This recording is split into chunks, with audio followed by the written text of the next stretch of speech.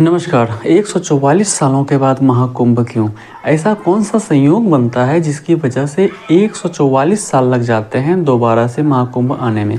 आइए इन बातों को आज समझने की कोशिश करते हैं। अगर वीडियो अच्छी लगे तो लाइक और चैनल को सब्सक्राइब जरूर कर दीजिएगा।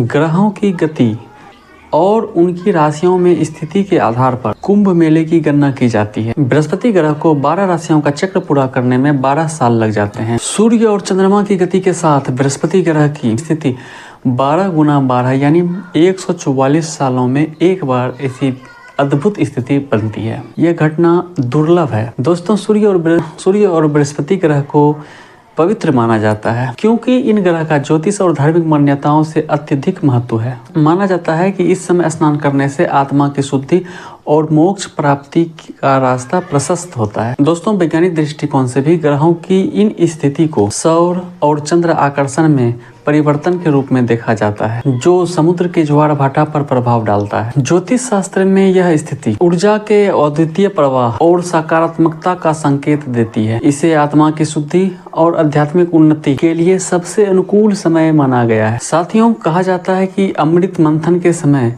ऐसी ही स्थिति बनी थी।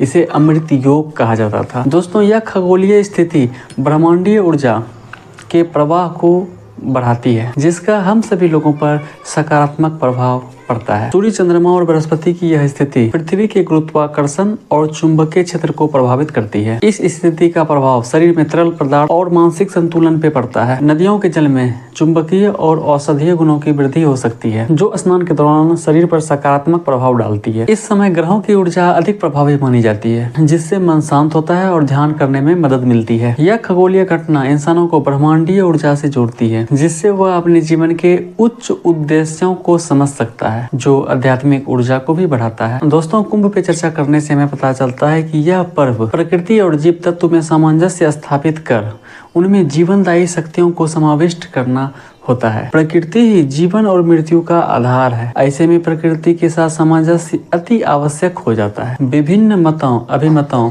मतांतरों के व्यवहारिक मंथन का पर्व है कुंभ, और इस मंथन से निकलने वाला ज्ञान अमृत ही कुंभ का महाप्रसाद है। 144 साल के बाद सस योग, महालक्ष्मी योग जैसे दुर्लभ ज्योतिषीय योग बनने की बात की जा रही है। यह योग ग्रह नक्षत्रों की विशेष स्थिति के कारण बनती है, जो कुंभ मेले को और अधिक शुभ और महत्वपूर्ण बनाती है। सस योग यह पंच महापुरुष योग में से एक है। यह तब बनता है जब शनि अपने उच्च राशि या स्वग्रही स्थिति में होता है। इस योग के प्रभाव से धार्मिक और आध्यात्मिक गतिविधियां विशेष रूप से फलदायी मानी जाती है। महालक्ष्मी योग यह योग चंद्रमा और बृहस्पति के विशेष स्थिति के कारण बनता है। जब बृहस्पति अपने उच्च या स्वग्रही स्थिति में होता है और चंद्रमा शुभ स्थान पे होता है, तो यह योग बनता है।